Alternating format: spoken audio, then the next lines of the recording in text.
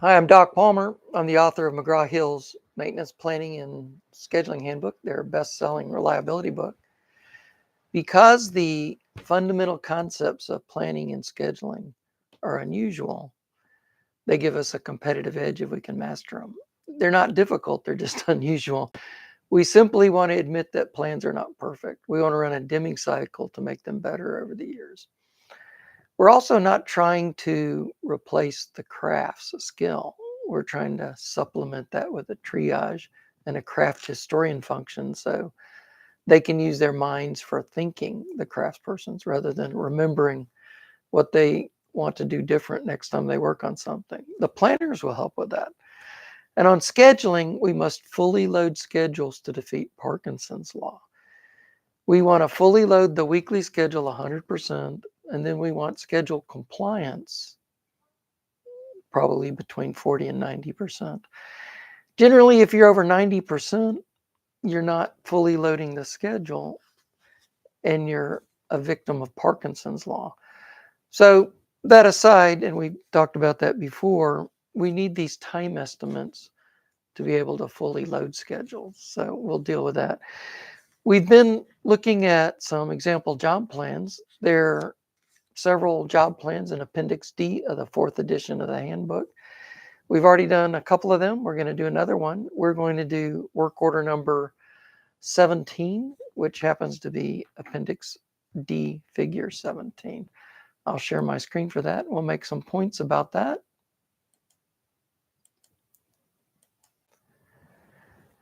This work order number 17, we want three things in a request. We're looking for the tag number, attention to the priority system, and the symptom. So raw water booster pump A, which is N00HR-001, need a new pump shaft for inventory.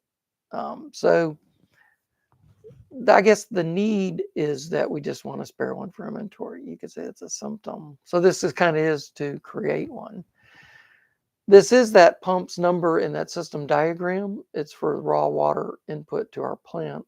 That's a power plant, electric steam plant. N00HR is the system 001. So actually pump A is the first pump on that system. The tag number is particularly important because we're going to do all our job plans and history to that. A lot of times you don't know what's going on with something. If you can look in the history of what's been done for that asset, you can generally see what you need to do the next time.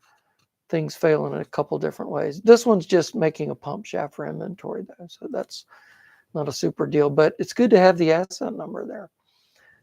The priority, it's not safety, it's not environmental, it's not reliability related, it's not heat related, so it's just general. That's kind of the default choice there. But even more important, it's a 3. That's a wonderful priority for the maintenance system. It's not a 0 emergency, you'd come in the middle of the night. It's not a priority 1, we have to do it this week. Priority 2, it can wait till next week. That's good proactive work order. Priority 3 can be done sometime this month. So we like to see that when people are requesting things. Priority 4 doesn't have to be done within a month, but I guess they want to go ahead and make sure we do this. So they're saying at least do it this month so we won't forget about it. Deficiency tags, not applicable for this. It's something that's going to go in the storeroom. No outage required, no lockout, tag out, clearance required. It's not a confined space. So what the situation is, they need a new pump shaft. We got stab at the tag number, and it's a decent priority for us. On the job plan, this is another mechanical job. It's going to B crew. The planner directs it to the right crew. Fabricate a new shaft per the attached engineering drawing, numbers 103. So the planner gathered the drawing for the machinist. The machinist's not going to have to go hunt that down. The planner mentions that the spec is 002 mils. 2 mils, that is, 0.002 inches.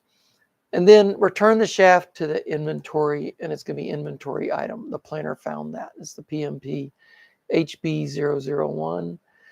Notice here that the planner is not telling the machinist how to run the lathe. We expect the machinist to do that. We're not replacing the skill of the crafts with maintenance planning. We're performing triage, the scope of the job, getting it to the right craft, and then we'll save information for the future so we don't have to do as much planning or forgetting things. The planner got the part, 2-inch by 48-inch stainless steel. Apparently it's a block material, it's non-stock. So they did stage it, and they said where they staged it. My plant, we didn't do a lot of staging. We had a fairly good storeroom, but definitely a non-stock material.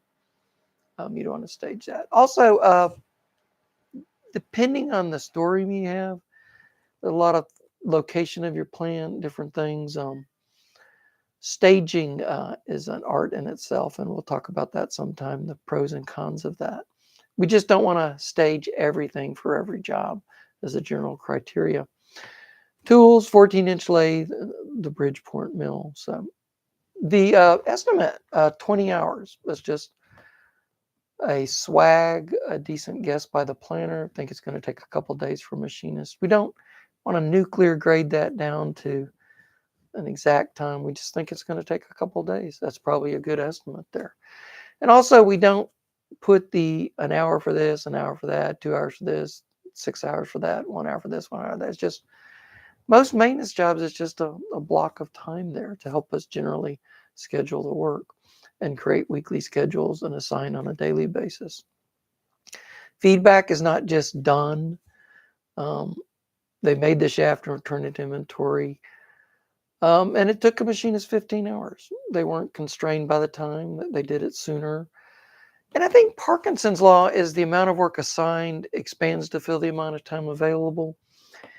If you're not giving your craftspersons enough work for the week, this job might have taken 20 hours. So apparently this plant, I know at my plant we assigned a full batch of work for the week, and generally, people put down what it actually took, moved on to the next job. So one machinist, 15 hours. Not much to say about that, but just quick points on the request, the job plan itself, and some of the feedback points there. So I'm going to unshare my screen here, close this out. Thank you for joining me. Thank you for letting me be part of your maintenance family. Just share an example work order that's from the handbook. On my website, palmerplanning.com, you can see magazine articles I've written, conference presentations I've made, and also heads up on public workshops that I'm offering. But thanks again for joining me, and God bless, and we'll see you next time.